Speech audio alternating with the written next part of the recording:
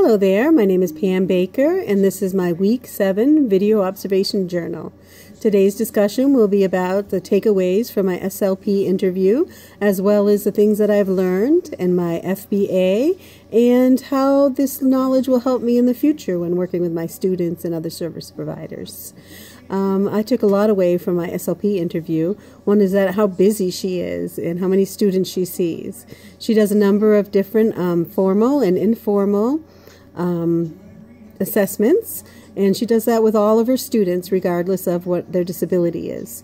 In terms of using her assessments to diagnose autism, she does not do that. Our psychologist does most of that information, and she just uses her assessments to diagnose speech and language impairments and to be able to help progress monitor and serve them. She is able to help students with pragmatics, with social and communicational skills, and also with articulation and things like that. So she uses a variety of assessments and strategies to help students in all those areas. For my future knowledge of this, I'm happy to know the types of things that she does, and that can help me be aware of where my students are, and if they need more services, or if they're gaining on those services, I can help her progress monitor that as well. My functional behavior analysis knowledge has been growing. It's been very interesting learning about my student as we take a look at his behaviors in the classroom. The first thing that I've been learning to do is to define the behaviors that my student has. What do they look like specifically, and how long do they last, and how often do they happen? These are really important so that I'm able to really see what that behavior is and find out more about it.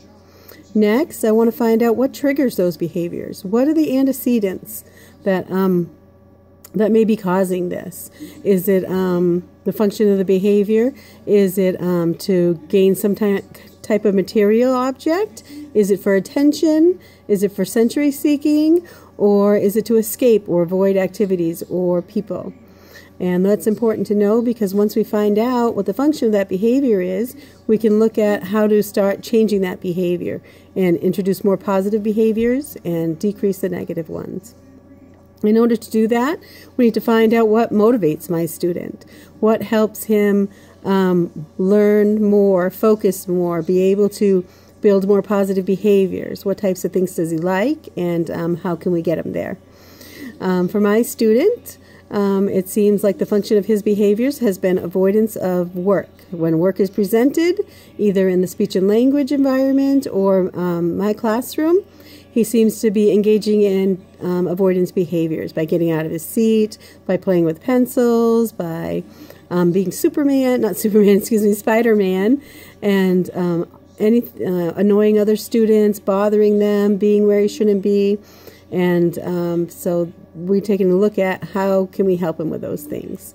So one of the things that I hope to be able to do is to build in some positive reinforcements, and in that manner we hope to create a sticker chart that when he finishes every piece of work, he's able to get a sticker.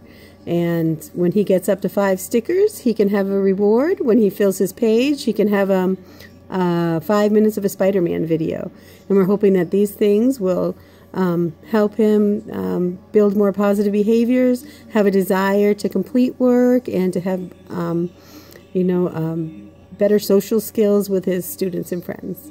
My long-term takeaway from this, and what I hope to use in the future, is to be able to access functional behavior assessments more, to be able to understand what's causing my students to act the way they do, to be able to look at their behaviors and really understand what those behaviors are and what might be causing them, and to understand from student maybe assessments of what their likes and motivations are, and to be able to use those to help build positive behaviors.